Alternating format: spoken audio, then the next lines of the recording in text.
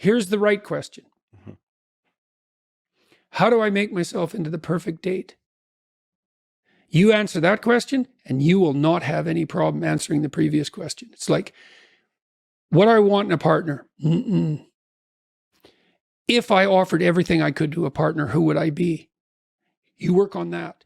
Ask that question. Just ask. Just ask yourself, okay, I have to be the person that women would want. Okay, what do they want? Clean. That's not a bad start. Reasonably good physical shape. So healthy, productive, generous, honest, willing to delay gratification. So you dance with a woman. It's like, what's she doing? What are you two doing? Well, it's a pattern. There's patterns happening around you. That's the music. Patterns of being. That's the music. Now, can you align yourself with the patterns of being gracefully? That's what she's checking out. And then can you do that with her? And then can you do that in a playful and attentive manner and keep your bloody hands to yourself for at least a minute? And so, can you dance in a playful manner? It's like you can go through this in your imagination and you'll know.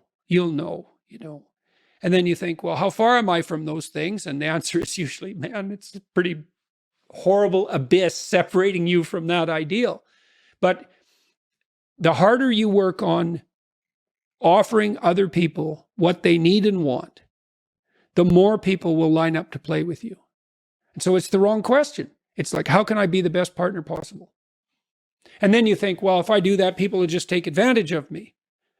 And that's the non-naive objection, right? Because the naive person's saying, well, I'll be good and everyone will treat me right. It's like the cynic says, no, I'll be good and someone will take me out. And then you think, well, what do you do about that objection? And the answer is, well, you factor that in. And that's why you're supposed to be, what is it? As soft as a dove and as wise as a serpent. It's like, I know you're full of snakes.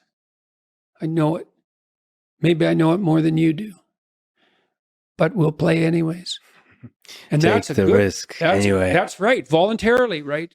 It's like, and what's so cool about that is that even though the person you're dealing with is full of snakes, if you offer your hand in trust and it's real, you will evoke the best in them. Yeah. And that's true. Even I've dealt with people who are pretty damn criminal and pretty psychopathic and sometimes dangerously so. And you tread very lightly when you're dealing with someone like that, especially if they're intoxicated. And even then, your best bet is that alert trust. It's the fact that the only thing I know that, like, I had one client who was he was paranoid psychopath. That's a bad combination. He was a bad guy, man. He had like 4 restraining orders on him. And restraining orders don't work on the sort of people that you put restraining orders on. And he used to be harassed now and then by, a bureaucrat in a bank with delusions of power. And he would say to them, he used to kind of act this out to me when I was talking to him. He'd say, I'm going to be your worst nightmare. And he meant it. Yeah. And he would do it. He had this obsessional, psychopathic vengeance that was just like right there, paranoid to the hilt. And paranoid people are hyper acute.